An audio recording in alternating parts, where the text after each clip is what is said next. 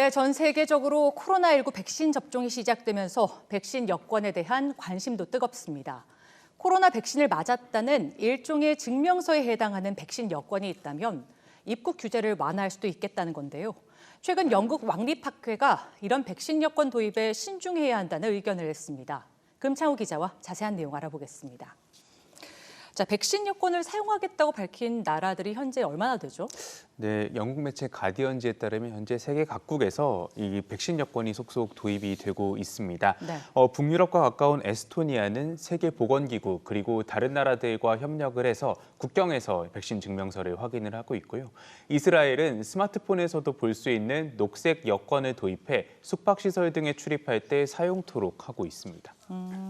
나라별로 코로나 확산을 막기 위해서 좀 필요한 조치다라고 판단한 것 같은데 이에 대한 우려의 시선도 있죠. 네, 그렇습니다. 이 영국의 왕립학회 학자들이 이 백신 여권의 만료 기간과 같은 것에 대해서 논의가 좀 더 필요하다고 주장을 하고 있습니다. 네. 코로나 백신을 맞는다고 해도 면역력은 갈수록 떨어지기 때문에 여권 인정 기간을 적절하게 정하기 위해선 아직 과학적 연구가 더 필요하다는 겁니다.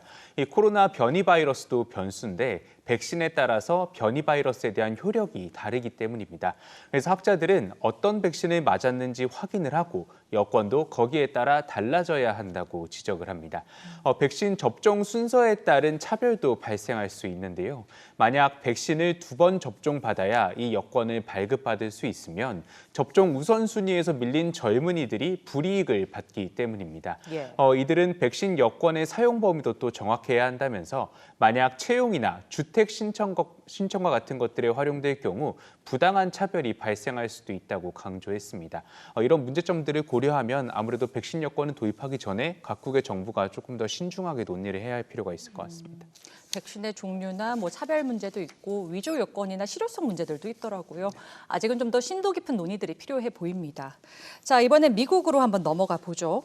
고등교육의 양극화 현상이 나타나고 있다. 이건 미국만의 문제는 아닐 것 같은데 자세하게 좀 설명을 해주시죠. 네, 그 미국 상위권 인기 대학에 지원자가 몰리면서 하위권 대학들이 신입생 모집에 어려움을 겪고 있는 겁니다. 예. 뉴욕타임스 보도에 따르면 미국 대학의 통합 지원 시스템 커먼 애플리케이션은 인기가 많은 4년제 대학들이 이번 학년도 지원자가 17% 증가했다고 밝혔습니다.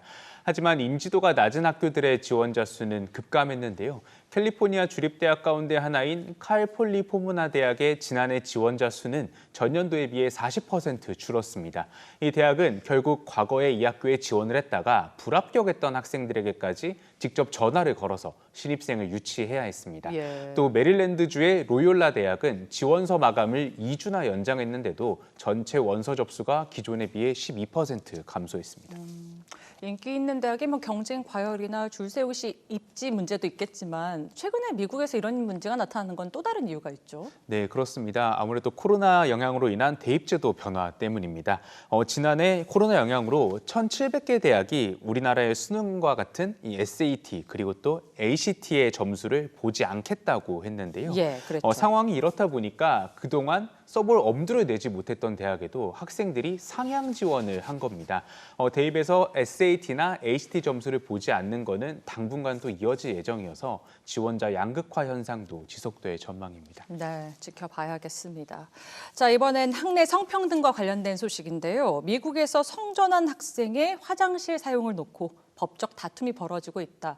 좀 자세한 내용 좀 얘기해 주시죠. 네, 이번에는 미국의 교육 전문지 에듀케이션 위크가 보도한 내용입니다. 최근 버지니아주의 글로스터 학군 교육위원회가 성전환 학생이 성 정체성에 따라 화장실을 이용하는 게 맞는지 연방 대법원에 판단을 요청했습니다. 4년 전 이 지역 고등학교에 다니던 개빈 그림은 여성에서 남성으로 성전환을 한 학생인데요. 학교가 남자 화장실을 이용 못하게 하자 이런 조치는 부당하다면서 법원에 이의를 제기했습니다. 당시 연방 항소법원은 학교의 조치가 학내 성차별을 금지한 교육법 수정안 9조에 어긋난다면서 이 학생의 손을 들어줬습니다. 하지만 교육당국은 이런 판단이 성전환을 하지 않은 학생의 사생활권을 침해할 수 있다며 이번에 반발한 겁니다. 교육당국의 이런 조치에 대해 개빈 그림 학생 측의 변호인은 6년간의 소송에도 교육당국이 여전히 제자리 걸음을 하고 있다면서 올 봄쯤 교육당국의 항소에 대한 공식적인 답변을 제출하겠다고 밝혔습니다. 네. 성차별금지법 대 사생활권 둘 다 중요한 권리죠. 법원이 어느 쪽에 손을 들어줄지 궁금해집니다.